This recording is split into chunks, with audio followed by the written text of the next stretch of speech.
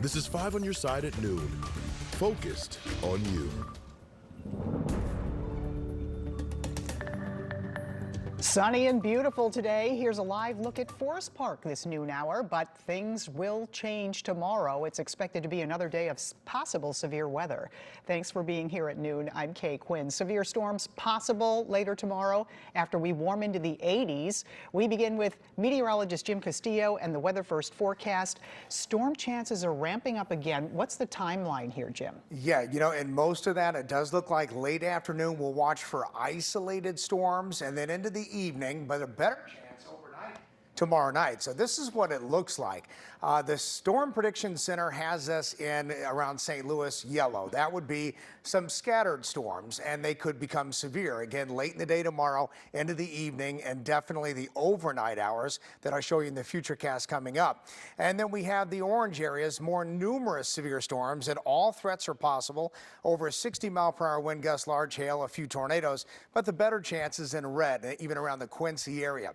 So that will probably change a little bit tomorrow. Right now, we had some storms earlier this morning. Now it's going to be a beautiful day. High temperatures in the 70s throughout the entire area. Watching that area of low pressure to the west. So here's the Futurecast, the important Futurecast. Watch as we go into tomorrow afternoon. Doesn't look like a lot popping up. So we'll watch for isolated, strong to severe storms. But it's the overnight hours, Kay, that we'll watch a line form. And some of these could be severe into Wednesday morning. Much more on this coming up in Maine Weather. Okay, we'll see you then. Thank you, Jim. We're gathering information today about a homicide in Festus. Police tell us a woman was shot at a house on 5th Street Friday afternoon. When officers arrived on the scene, they were met by a 40-year-old woman who told them she shot the victim after she began assaulting her. So far, no charges have been filed against the shooter. Tomorrow is Election Day. Voters in the city of St. Louis will have their say on a new, smaller version of the Board of Aldermen. And in St. Charles, voters are choosing the next mayor. 5 on your side's Alex Fees has a preview. Voters here in St. Charles on Tuesday will either vote to retain the incumbent mayor or replace him with a challenger. That is the task at hand for St. Charles voters on Election Day. Incumbent Mayor Dan Borgmeyer and challenger Tom Besselman are the two highest vote getters from the primary, so voters will be choosing between these two. Meanwhile, in the race for the Board of Aldermen in South St. Louis City, both candidates, Sheriff's Deputy Tony Kirchner and incumbent Ann Schweitzer, are emphasizing public safety. Incumbent Alderwoman Ann Schweitzer says her experience sets her apart, while Kirchner suggests that he is the candidate that supports police. In social media posts, Schweitzer says any suggestion that she does not support police is, quote, a bald-faced lie. Schweitzer supported the recent record raise for city police officers.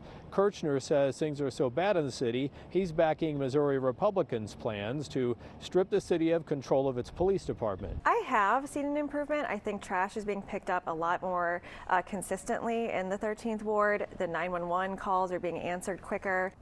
Our officers are leaving by the day. We have all the good officers that have left to go out to St. Louis County. The St. Louis Board of Aldermen voted some 11 years ago, back in 2012, to reduce the size of the Board of Aldermen from 28 wards to 14 wards. Reporting in St. Charles, Alex Fees, 5 on your side.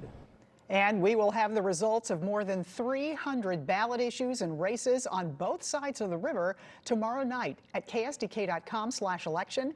You can also get expanded results on 5 on your side at 10.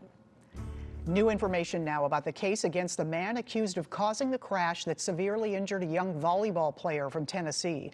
During a short hearing 2 hours ago, a judge scheduled an arraignment for Daniel Riley. It's set for Friday. He's expected to plead not guilty. Riley is accused of causing the February crash that critically injured 17-year-old Janae Edmondson.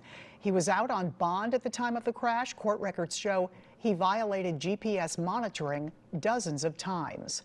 And we have an update on Janae. We got word over the weekend she's now recovering at home. She was cleared Friday to leave her Tennessee rehab facility. Her family shared this photo showing her wearing a t-shirt that says, "I'm out of here."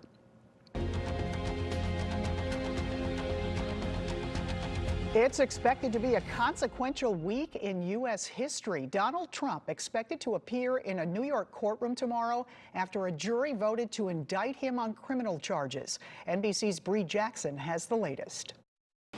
How do you feel, Mr. Trump? Former President Trump preparing to voluntarily surrender to New York authorities. He's gearing up for a battle. This is something that obviously we believe is a political persecution. Trump is the first former president to face criminal charges. Sources tell NBC News there are about 30 of them related to alleged document fraud. Their exact nature will be unveiled during his arraignment Tuesday. We will take the indictment. We will dissect it. The team will look at every potential issue that we will be able to challenge, and we will challenge it. The indictment is connected to alleged hush money payments made to adult film star Stormy Daniels. This is less about the crime and more about the target.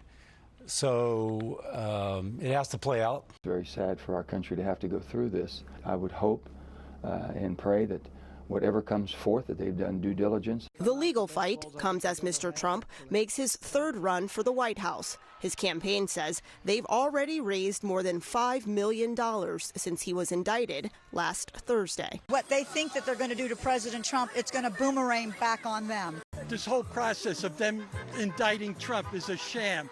The former president will fly from Florida to New York this afternoon and stand before a judge Tuesday. And after his arraignment in New York, former President Donald Trump plans to travel back to Florida and deliver remarks from his Mar-a-Lago estate on Tuesday night. In Washington, Bree Jackson, NBC News. A new ammunition company is investing in Franklin County. The company is called Black Sheep Ammunition. It specializes in smaller caliber bullets for use at shooting ranges. According to our partners at the St. Louis Business Journal, the company will spend $3 million to build a production facility in Union. It's expected to open later this year and will create 17 jobs. Today, 17 dogs rescued from a backyard breeder are recovering. Lucky Chance Rescue saved the dogs over the weekend, but now the vet bills are piling up. The organization says the estimated cost to care for them is more than $6,000. The good news is all of the dogs have found a foster home. Volunteers now believe it's time for Missouri lawmakers to put a stop to these types of situations. The legislature has got to do something for the backyard breeders, for consequences for people for dumping dogs. Something. We need our government to help us.